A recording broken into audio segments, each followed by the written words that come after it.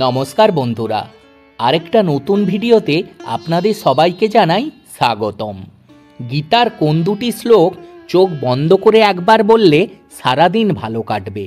रोज सकाले उठे गीतार कोन दुटी श्लोक बला उचित, कोन दुटी श्लोक बोलले सम्पूर्ण गीता पाठेर फल पाबेन, ए प्रश्नेरই उत्तर पाबेन आपनारा आज এই ভিডিওটির মাধ্যমে। বন্ধুরা, আমরা সকলে প্রায়ই জানি যে নিত্য গীতা পাঠ করলে জীবনে কত সুপরিবর্তন আসতে পারে, কিন্তু এখনকার ইঁদুর দৌড়ের মতো জীবনযাপনের মাঝে শান্ত হয়ে বসে গীতা পাঠ করাও আমাদের সম্ভব হয়ে ওঠে না। কিন্তু আপনি জানেন কি, গীতা শুধু দুটি শ্লোক পাঠ করেও সম্পূর্ণ গীতা পাঠের ফল পাওয়া যায়? চলুন তবে আমরা সেই দুটি শ্লোকের সম্বন্ধে জেনে নিই। প্রতিদিন সকালে উঠে এই দুটি শ্লোক অবশ্যই পাঠ করবেন।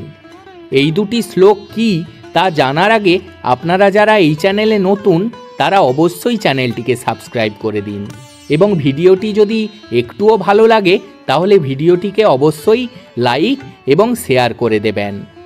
বন্ধুরা, কমেন্টে পুরো শ্রদ্ধার সাথে জয় শ্রীকৃষ্ণ লিখতে ভুলবেন না। এবার চলুন শুরু করা যাক আজকের এই ভিডিও। বর্তমানে মানুষ যতই কোলাহলের মধ্যে থাকুক না কেন, দিনের শেষে নিজেকে একা বলে বোধ করে। তেমনি একজন হলো আরস। সে কলকাতা শহরের বড় একটি কোম্পানিতে কর্মরত, কঠোর পরিশ্রমী, পেশাদার। মাত্র 32 বছর বয়সে কর্মজীবনে যথেষ্ট সুনাম লাভ করেছে। টাকা পয়সার কোনো অভাব নেই, কিন্তু সে যে অভাবে ভোগে তা চোখে দেখা যায় না। সেটা হলো তার মনের শান্তির অভাব। বেশ কিছু বছর আগে যখন কর্মসূত্রে নিজের শহর ছেড়ে, পরিবার পরিজন ছেড়ে সে যখন কলকাতায় হাজির হয়, তখন তার এখানে কেউই ছিল না। এখানকার মানুষজনদের সে সেভাবে চিনত না। এখানকার রাস্তাঘাট, জায়গা কিছুই তার চেনা ছিল না। তখন সে বেশিরভাগ সময় কাটাতো অফিসে বসে কাজ করতে করতে। দিন শেষে যখন সে বাড়ি ফিরত তখন তার মনের ভেতরটা মোচড় দিয়ে উঠত। ছোটবেলা থেকে জয়েন্ট ফ্যামিলিতে বড় হয়ে ওঠা, মা বাবা, জেঠু জেঠিমা, কাকু কাকিমা, ভাই বোনেদের সাথে ভরা সংসারে মানুষ হয়েছে সে। কিন্তু সে শহরে এমন একলা পরিবেশে থাকতে থাকতে তার দম বন্ধ হয়ে আসছিল। তাই সে প্রতিদিন যখন অফিস থেকে বাড়ি ফিরত, সে চেষ্টা করত যেন বেশিরভাগ সময়টা তার রাস্তাতেই কাটে। সে অনেক অচেনা পথে হাঁটতে থাকতো, অনেক নতুন নতুন রাস্তার পাশে মানুষজনের সাথে পরিচয় হতো। সেই রকমই এক সন্ধ্যায় ক্লান্ত হতাশাগ্রস্ত আরস একটি পুরনো বইয়ের দোকানের সামনে হোঁচট খেয়েছিল। অপরিচিত একটি জন রাস্তা আবিষ্কার করতে গিয়ে যখন সে এই দোকানের খোঁজ পেল, তখন সে ওই দোকানের ভিতর ঢুকে চারপাশ দেখতে থাকে। ধূলিময় তাকগুলির মধ্যে সে ভগবদ্গীতার একটি পরিচ্ছন্ন কপি খুঁজে পেয়েছিল। কৌতূহলী হয়ে সেটিকে কিনে নিয়ে রাতে পড়তে শুরু করেছিল। সেইবার সেই গীতায় তাকে একরকমভাবে রক্ষা করেছিল, তাকে সকল হতাশা থেকে মুক্ত করেছিল। ছোটবেলায় আরস তার বাবা মাকে, তার ঠাকুমাকে, এমনকি জেঠু জেঠিমা ও পরিবারের সবাইকে গীতা পাঠ করতে শুনেছিল। সে জানত যে যখন ওই গীতা পাঠ করা হয় তখন মনের ভিতরে সব কোলাহল মিলিয়ে যায়। তাই যখন সে নিজেই এমন কষ্টের মধ্যে দিয়ে যাচ্ছিল, গীতা হাতে পেয়ে তখন সে বুঝতে পারল ভগবানই তাকে কৃপা করেছেন। কিন্তু সেই গীতা পড়া সম্পূর্ণ হয়ে যাওয়ার পর বেশ কয়েক বছর কেটে গেছে। তারপর থেকে আরস আবার অনেকবার গীতা পাঠ করার চেষ্টা করেছে। আরস শুনছিল যে প্রতিদিন গীতা পাঠ করলে মনের ভিতরে শুভ শক্তির সঞ্চার হয়, কিন্তু কর্মজীবনের ব্যস্ততায় সম্পূর্ণ গীতা পাঠ কখনোই সফল হয় না। বেশিরভাগ দিন গীতা তো ছুঁয়েই দেখে হয় না। গীতা পড়ার বেশ কয়েকটা বছর কেটে গেছে, ফলে আরসের মনে আবার ধীরে ধীরে হতাশা বাসা বেঁধেছে। এমনই একদিন সে যখন অফিসের ক্যান্টিনে বসে টিফিন করছিল, তখন তার উচ্চপদস্থ এক কলিগ এসে তার পাশে বসে সেই কয়েক বছরে আরসকে ভালোভাবেই চিনেছে। আরসের মুখের চোখের অবস্থা দেখে সে তাকে জিজ্ঞাসা করে, তোমার এমন অবস্থা কেন হে আরস? কিছুক্ষণ চুপ থেকে তার সমস্যার কথা তার কলিগকে জানায়। সবটা শোনার পরে তার কলিগ বলে, সত্যি বটে, সারাদিন কাজকর্ম করে খেটে বাড়ি যাওয়ার পর ভিতরে আর এনার্জি থাকে না। বা সম্পূর্ণ গীতা তো অনেক বড় বিষয়, অনেক ধৈর্যের বিষয়, আর অফিস থেকে বেরোনোর সময় এমন তাড়া থাকে যে গীতা পাঠ করে ওঠা সম্ভব হয় না। তবে তুমি ঠিকই বলেছ, এমন একটা সময় আমাদের সংস্কৃতিতে এটাই ছিল যে বাড়ির সকলে প্রতিদিন সম্পূর্ণ গীতা পাঠ করত। সেই কারণে তো তাদের মন সুস্থির থাকতো, তারা জীবনকে যেমন উপভোগ করতে পারত তেমনি বাঁচার আসল অর্থও জানত।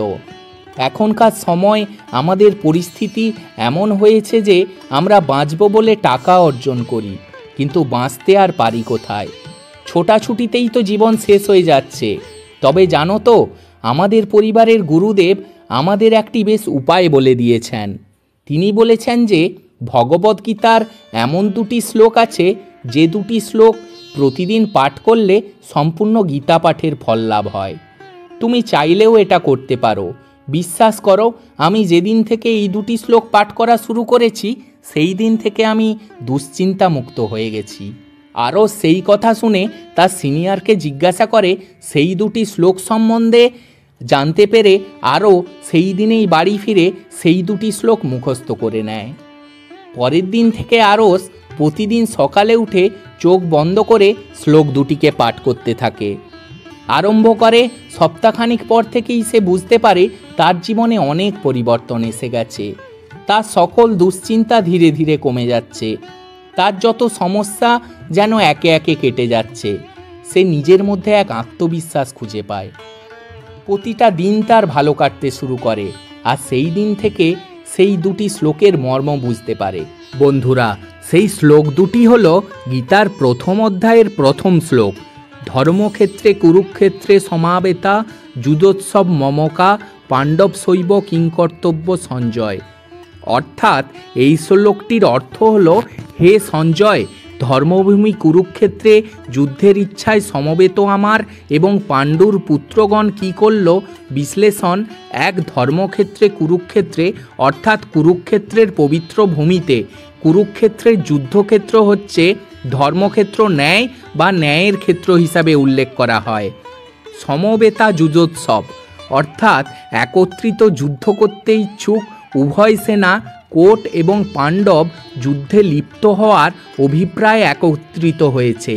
মমকা পাণ্ডব শৈব অর্থাৎ আমার পুত্র কৌরব এবং পাণ্ডব অর্থাৎ পাণ্ডুর দ্বিতীয় পুত্র, রাষ্ট্র কৌরবদের আমার পুত্র এবং পাণ্ডুর পুত্রদের পাণ্ডব হিসাবে উল্লেখ করা হয়েছে।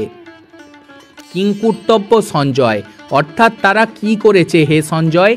দ্বিতীয় রাষ্ট্র তার সারথি সঞ্জয়কে উভয় বাহিনীর কার্যকলাপ সম্পর্কে জিজ্ঞাসা করেন। এই শ্লোকটি দ্বিতীয় রাষ্ট্র ও সঞ্জয়ের মধ্যে কথোপকথনের মঞ্চ তৈরি করে। সেখানে দ্বিতীয় রাষ্ট্র তার পুত্র এবং পাণ্ডুর পুত্রদের মধ্যে যুদ্ধের প্রক্রিয়া সম্পর্কে তথ্য চান। এটি ভগবদ্গীতার সূচনাকে চিহ্নিত করে।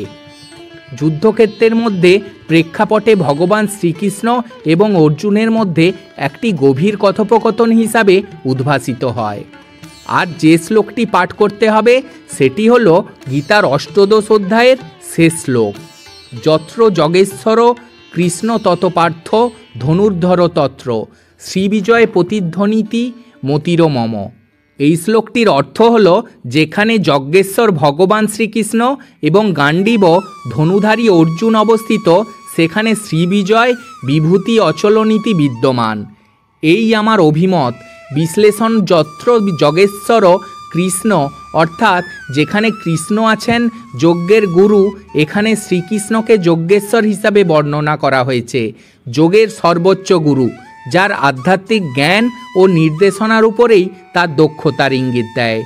তত্র শ্রীবিজয় ভূতিধ্বধান নীতি মতির মম অর্থাৎ অবশ্যই ঐশ্বর্য, বিজয়, অসাধারণ শক্তি ও নৈতিকতা থাকবে, এটি আমার মতামত। ভগবান শ্রীকৃষ্ণ উপসংহারে বলেছেন যে যেখানে শ্রীকৃষ্ণ ও অর্জুন উভয়ই একসাথে থাকবে সেখানে নিশ্চিত সাফল্য, শ্রীবৃদ্ধি ও শক্তি এবং ধার্মিকতা থাকবে। ভগবদ্গীতা এই শ্লোকে জীবনের শ্রেষ্ঠত্ব ও ধার্মিকতা অর্জনের জন্য ঐশ্বরিক নির্দেশনা এবং মানুষের প্রচেষ্টার গুরুত্ব তুলে ধরে। এই আধ্যাত্মিক জ্ঞান ও ব্যবহারের দক্ষতার মধ্যে সমন্বয়ের উপরে জোর দেয়। পরামর্শ দেয় যে নিজেকে ঐশ্বরিক শক্তির নীতির সাথে সারিবদ্ধ করা অনিবার্য সাফল্য এবং নৈতিক সততার দিকে পরিচালিত করে। তাই বন্ধুরা, এই দুটি শ্লোক অবশ্যই সকালে ঘুম থেকে উঠে নিয়মিত পাঠ করবেন। পারলে এই দুটি শ্লোকের অর্থ অবশ্যই পাঠ করবেন। দেখবেন ধীরে ধীরে আপনার জীবনের সকল সমস্যা ভগবান শ্রীকৃষ্ণের কৃপায় দূর হয়ে যাবে। আপনি নিজের ভিতরে এক অপূর্ব শক্তি অনুভব করতে পারবেন এবং আপনার জীবনের সকল বাধা সম্মুখীন হয়ে আপনি খুব সহজেই সেটিকে দূর করতে পারবেন। তো বন্ধুরা, আজকের এই ভিডিওটি কেমন লাগছে? যদি আপনার ভালো লেগে থাকে তাহলে ভিডিওটিকে অবশ্যই একটি লাইক করে দিন, আর এই চ্যানেলে নতুন হয়ে থাকলে চ্যানেলটিকে অবশ্যই সাবস্ক্রাইব করে দিন। ঈশ্বরের কাছে প্রার্থনা করি আপনারা সকলেই ভালো থাকুন। আবারও দেখা হবে নতুন কোনো ভিডিওর সাথে। ধন্যবাদ। জয় শ্রীকৃষ্ণ। রাধে রাধে। নমস্কার।